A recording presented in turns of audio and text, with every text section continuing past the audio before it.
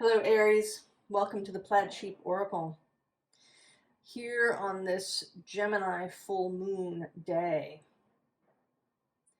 The full moon was early this morning here on the east coast of the US.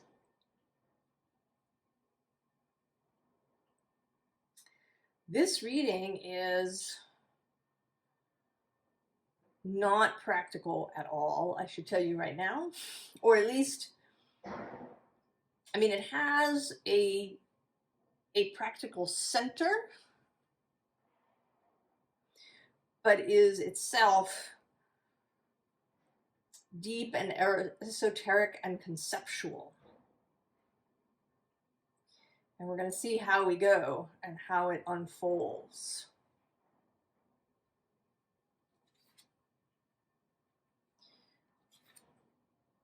So we start with this Wathas the Wild and the Singer of Healing from the Faeries Oracle by Brian Froud. Now the thing here is less, right? There's this, they have a similarity, these two, in terms of this expansive energy.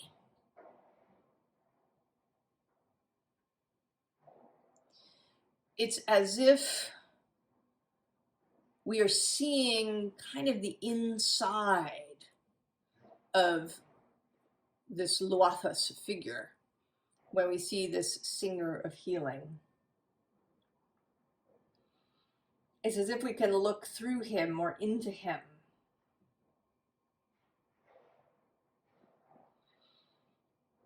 This energy that lives within.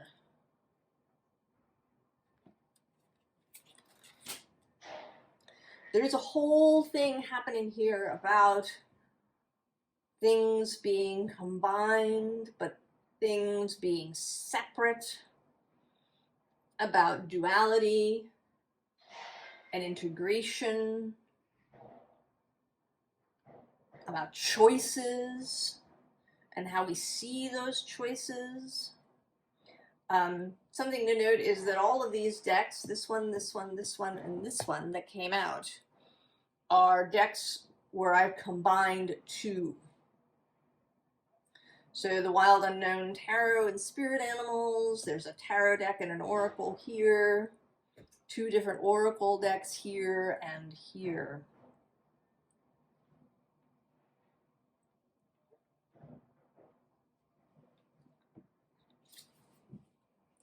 So here, this first openly underlying is the Vulture. And then the first card in the row is Death. And you can see here, yes, that this is, right, like the interior of this bird, right? The skeleton of the bird. And also that these are both related to death. That the vulture is the bird that comes along and cleans up, takes that which is dead and decomposing and transmutes it by ingesting. Right? There are many beings. The vulture is one of them. Right? Mushrooms are another. Dung beetles, bacteria that take that which is decaying and by ingesting it, transmute it into something else. And then death, of course, in the tarot is about death and then the regeneration that comes afterwards. Although something does have to die.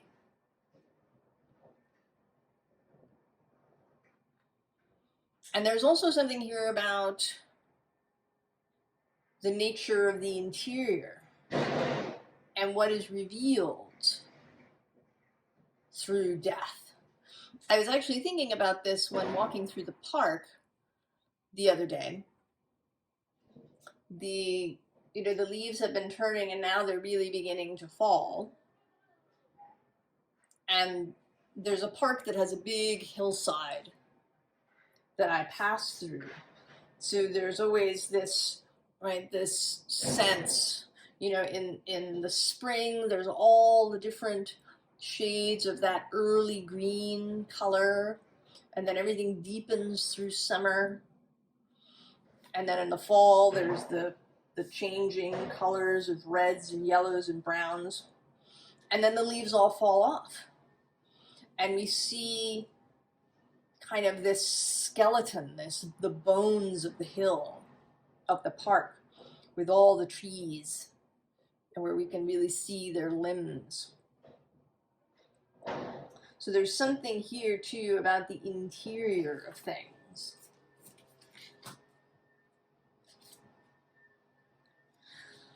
And then we have this Two of Pentacles. Both the balance, and then with, this eternal cycle.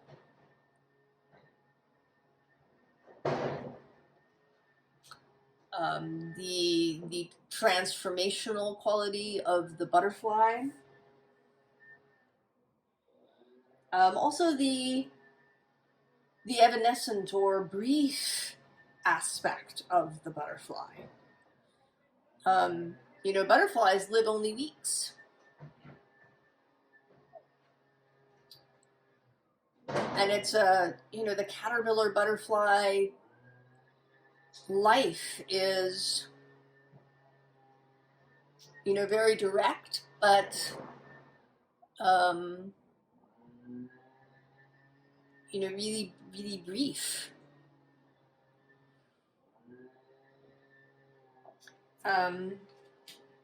There's a lot of noise happening as I do this reading. There's some leaf blowing going on. They're building a sidewalk shed around my apartment building. But I don't really want to stop.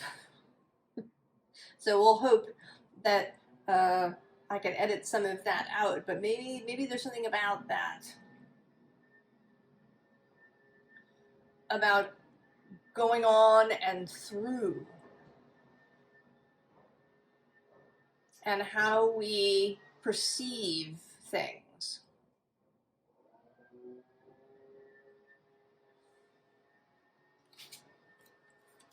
And here we have another aspect of the butterfly, this Eight of Swords, this period of waiting, or, well, not really waiting because stuff is going on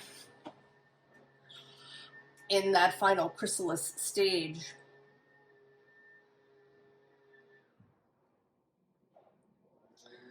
The question is, with the Eight of Swords, is, are you willing to come out? The choice to remain in or to come out. And here too, that, there's these 7 swords in this image that are hanging around. So it actually makes me think of the 7 of Swords card, which has in my personal readings kind of been following me around.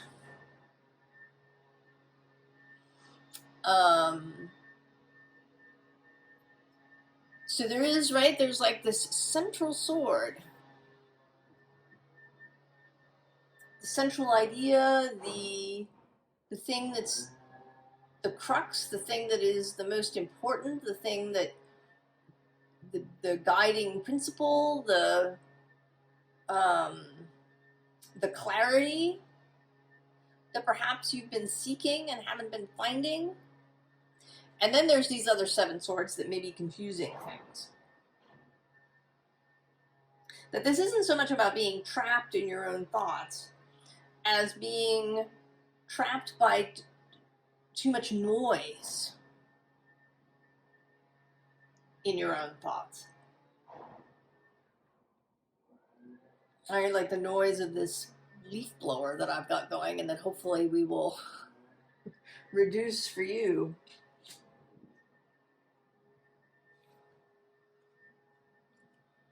And then there's the Ten of Pentacles.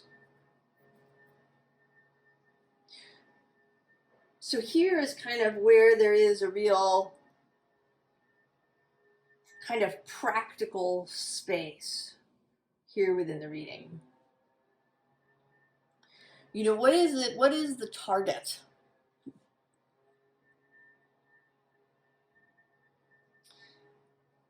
And how are all these things that you want, right? This is an interesting 10 because there's this 9 that one can see, and then the 10th is all around.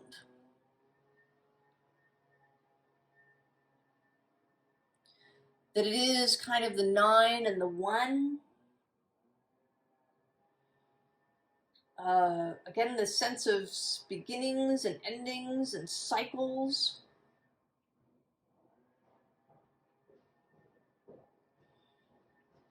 That maybe what we really want is already here. And perhaps we're not seeing it.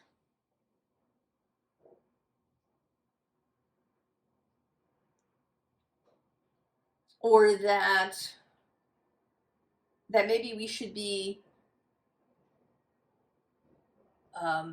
really more concerned about the process than the product. That's the really interesting bit.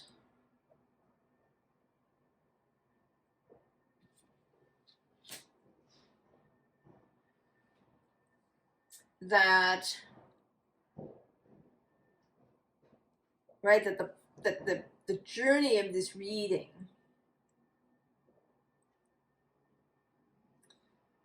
is the more important part than there being some specific thing about the reading, that the reading is about this.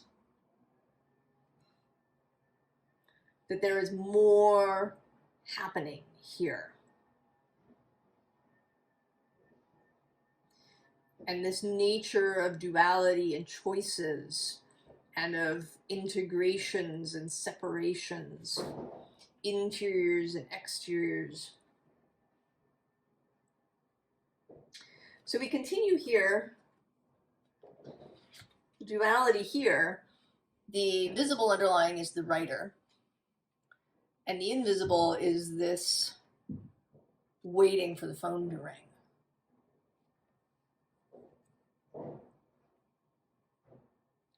So this idea of writing what it is that you want, of creating it fully, but then also of kind of waiting for a response from the universe.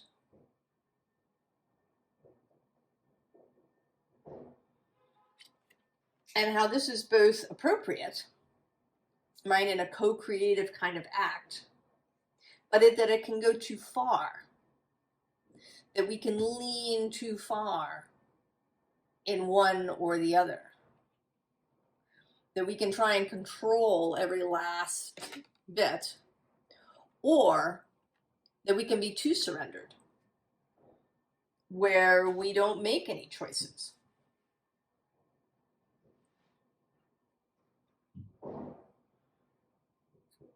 This kind of the too wide gap.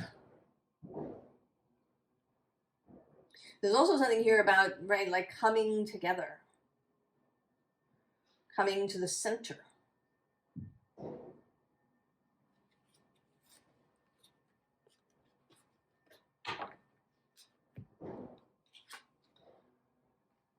All right, so we have where the wind blows, right, allowing yourself to be carried. But then the Seven of Cups, the need to make choices.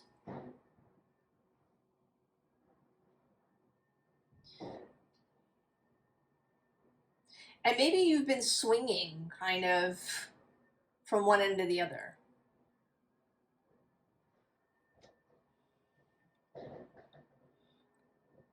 Wanting to write the whole story yourself. and attempting to control all the bits, and then perhaps swinging drastically to the other side where you just say, it's not working out, I just surrender completely. I'm not going to make any more choices because it's not working out. Right? As if the whole thing was simply an on-off switch, or a, you know, an A or B thing with nothing in between.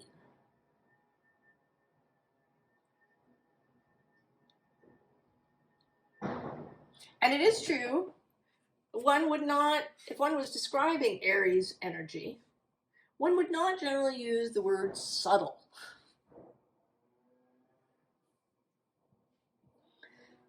Or nuanced. That is not generally, those are not generally Aries sorts of words.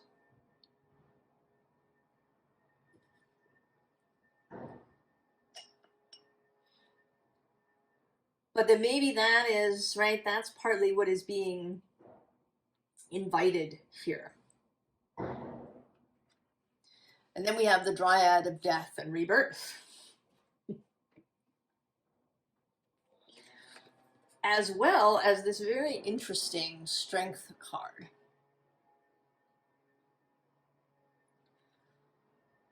Of someone who is, this is almost an Eight of Swords kind of card. Right, because this person is wrapped up in this snake, but then holds the key.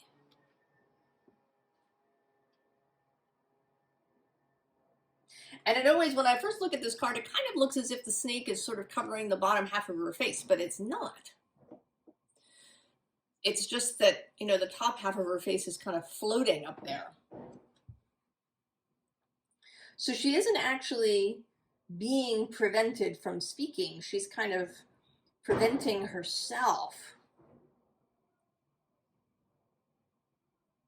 And then, you know, there's this snake that has this pattern, but she also has a pattern kind of here. It's a little hard to tell whether it's the edge of the dress and it continues down, but there's this snakiness, so that she is both the woman and the snake, that she is both bound and free.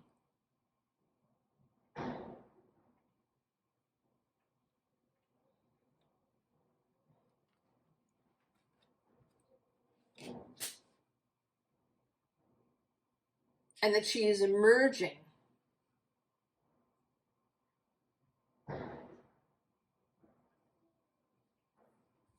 And this is all, I mean, of course, very appropriate for a Gemini full moon. Gemini being all about duality and choices and nuance and the ability to hold many different ideas simultaneously.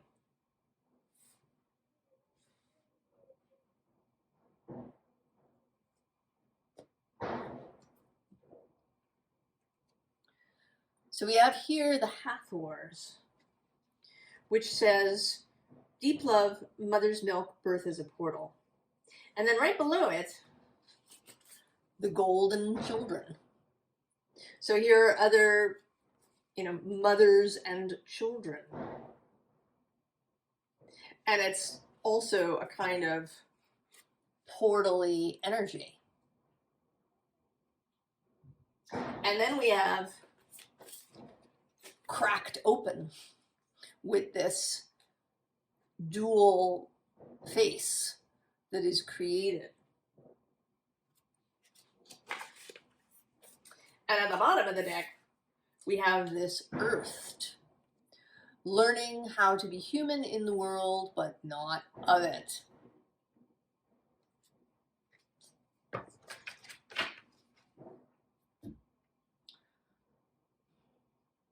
So how to, this all seems to me now, as I go further into this reading, to be about that. About how to really inhabit the world fully, to be fully human, to love all of those earthy aspects of being a physical human being. All of that, marvelous animal stuff.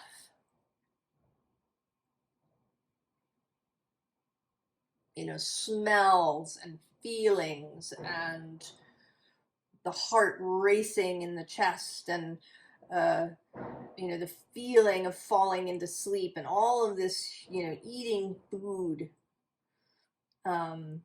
skin on skin. And at the very same time, being able to hold an outside perspective, this wider self source perspective.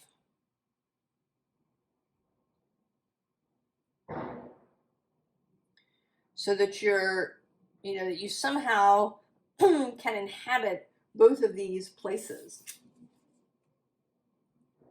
So we have immerse yourself, training, learning, new hobbies, passions.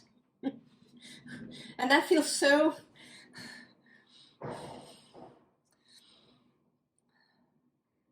I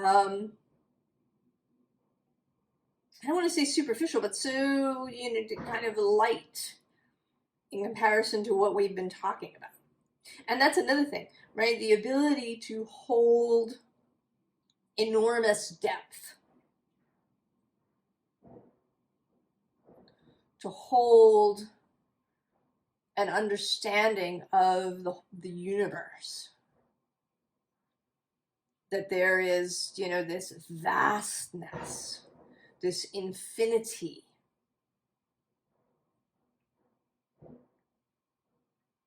And at the same time, to feel really light. And in the moment, and just here. To, be able to have some, deep conversation with someone about the nature of the universe and life and, and then to be able to, walk into the other room and watch a silly comedy movie. To inhabit all of these places.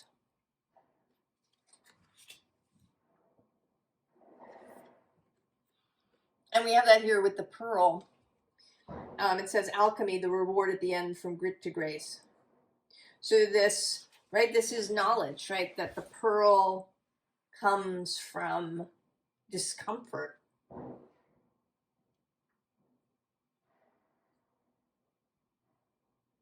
That something, beautiful is created in an effort to make something less uncomfortable. And yet it's more than that, right? Because a pearl, there's a number of things. One, that often a pearl is quite large, right? Really larger than it needs to be. The piece of grit could be made harmless with just a little bit of coating.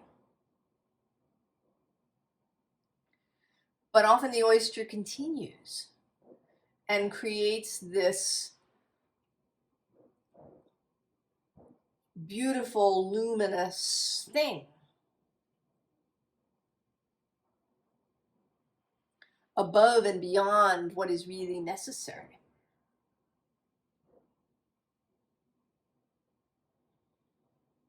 To strive above and beyond what is necessary.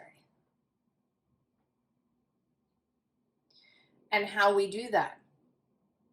And how sometimes the doing of that has resulted in damage somewhere along the way.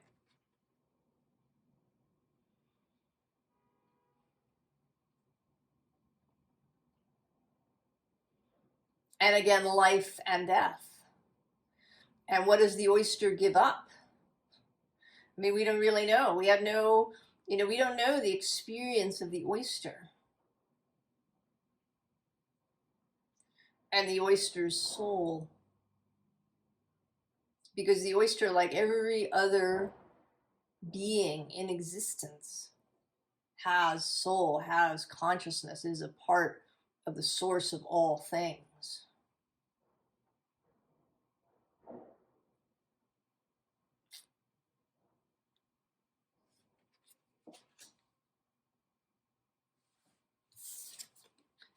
And then the void. The great cosmic womb. And here I want to say that, right, it's like this is a little piece of grit.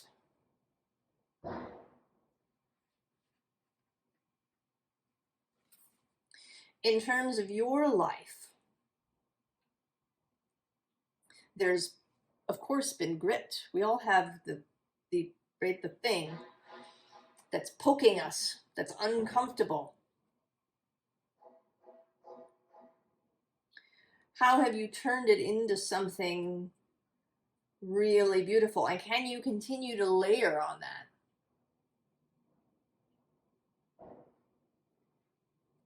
To grow the pearl.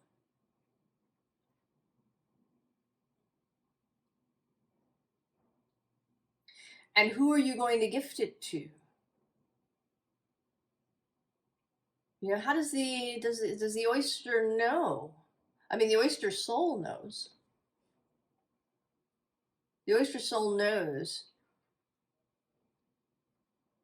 that someone will open the oyster and find this pearl and be delighted.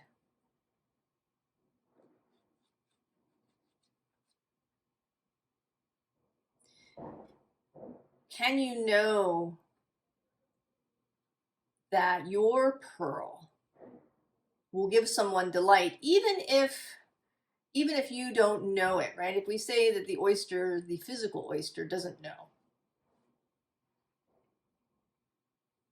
the amazing delight that it creates for others.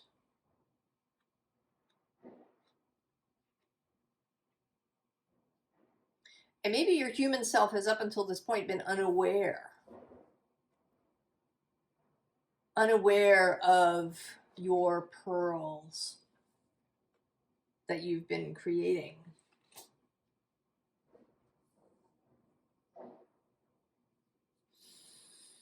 Unaware. Can you become now aware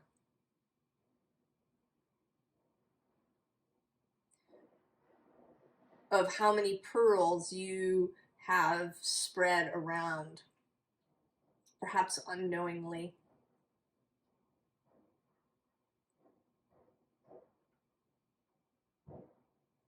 Can you become aware of your own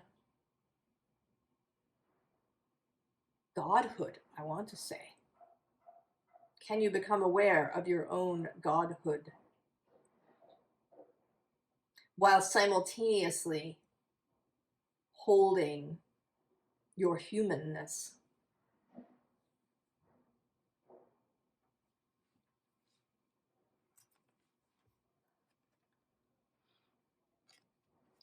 This is Puma in this spirit animal knowledge deck. This is the artwork of Susan Seddon Boulay that someone who knew her turned into cards after her passing. The symbolism here in the deck is power, desire, healing. The puma, like the jaguar and the leopard, represents powerful magic. It also symbolizes an awakening of energies and desires that can lead to healing and fulfillment.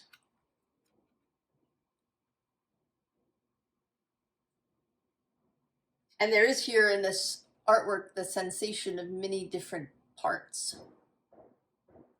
There's not just the puma, right? There's a sort of a hawk or falcon bird there, and Maybe there's a, I don't know if that's a crane kind of thing going on at the bottom, and a kingfisher.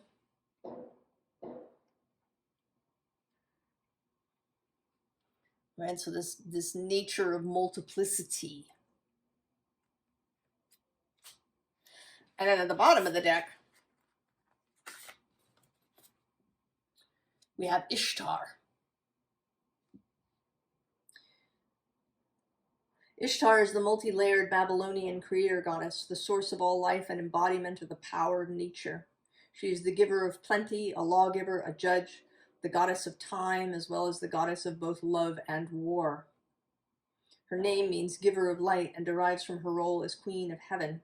She is the planet Venus as both morning and evening star.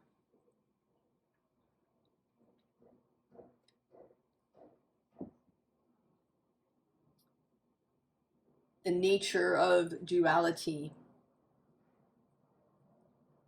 The nature of this and that, held simultaneously.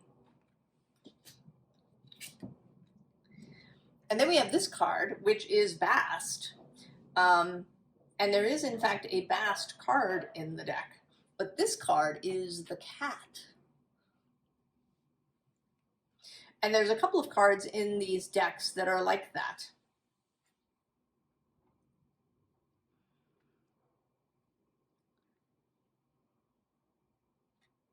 Right? Both Cat and the goddess Bast.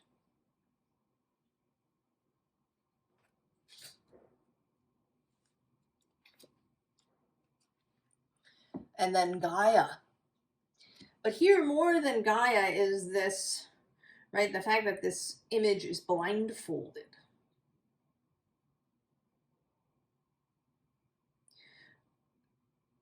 So how do you see? Can you see beyond the blindfold of your humanness?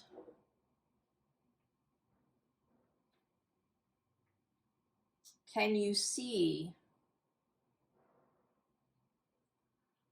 beyond the blindfold of your humanness into that godhood?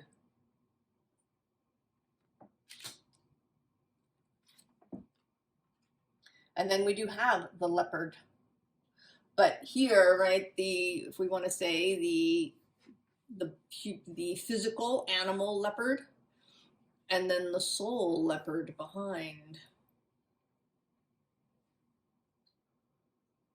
Within and without. I don't really think of our souls as being within us. I think kind of us being within the soul. That the soul, right, permeates us, but is not contained within us. Right? It's the soul that emerges out of us. That is our connection to the all that is. And we can lose that in, kind of the mundane parts of life.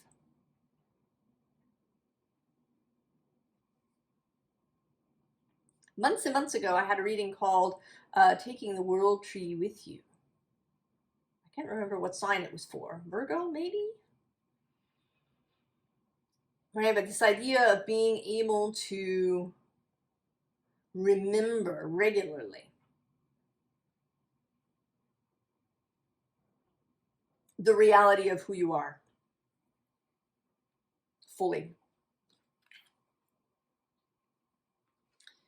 And then we have Mary.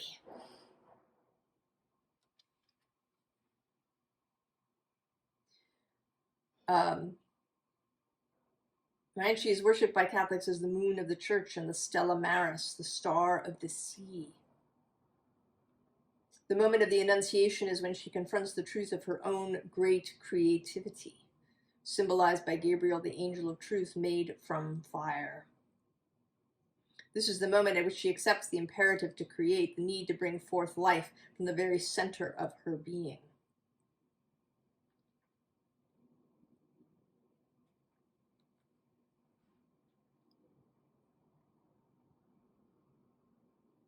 Yeah. Does that make you think differently about Mary, who is often depicted as quite tame and kind and gentle and clothed in blue?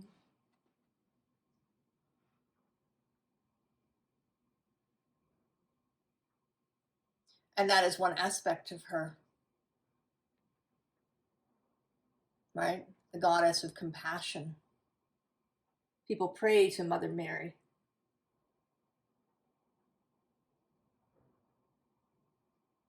When they are in trouble, when they need gentleness and mercy and compassion.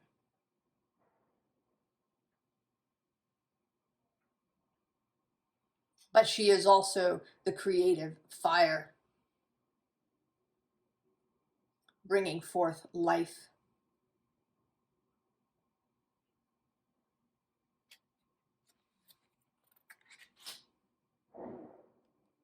So, advice. Ah.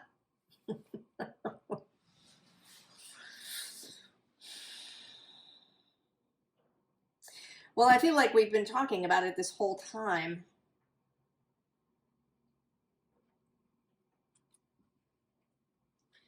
We have the Hierophant, as above, so below, as within, so without. The macrocosm and the microcosm. Here, both the authority and the self-authority in this kind of hippie image.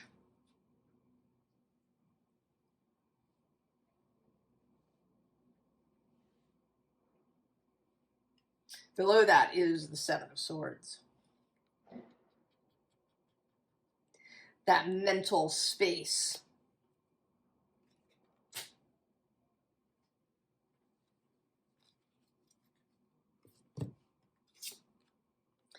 And then we have the Sun. Clarity. Joy. Vastness. Right? The Sun is the largest being in our solar system. Much, much larger than Jupiter.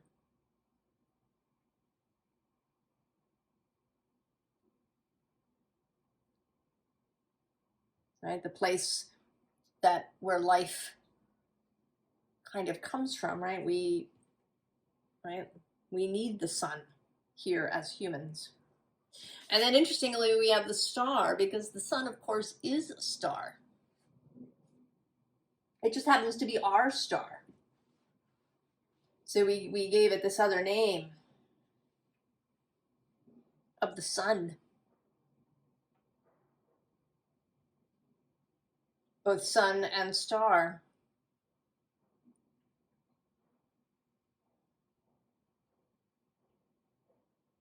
Our personal light, as well as a big shining light for the whole solar system. And just one of trillions of stars.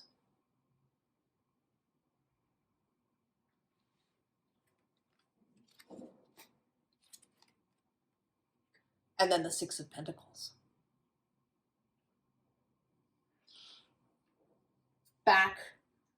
Back to the physical. Back to the daily way of life.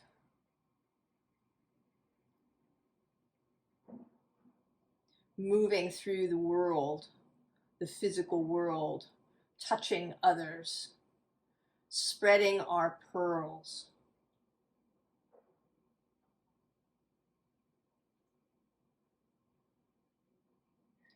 Through daily life.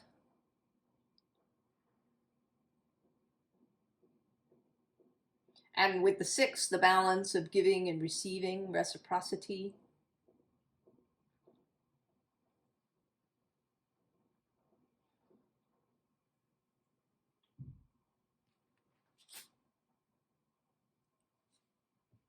So Aries, how can you hold these dualities? Can you on a regular basis. Remember yourself to be both human and God. And can you hold both of these things so lightly? So lightly. I want to say that is so important, to hold things lightly.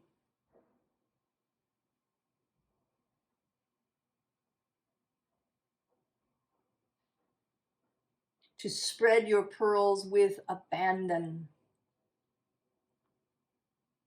And to do it without requiring anybody to take them. They're just there.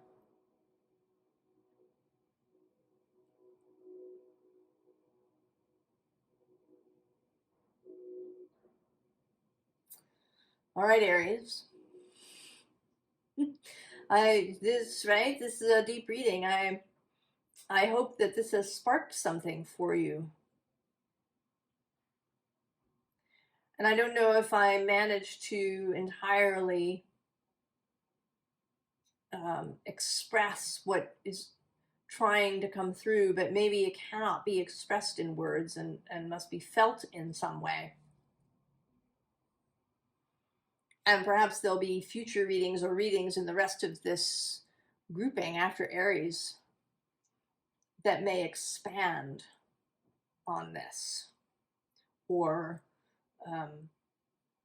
bring it more to ground in some way. I wish you all the very best, Aries, and I will see you next time. So long.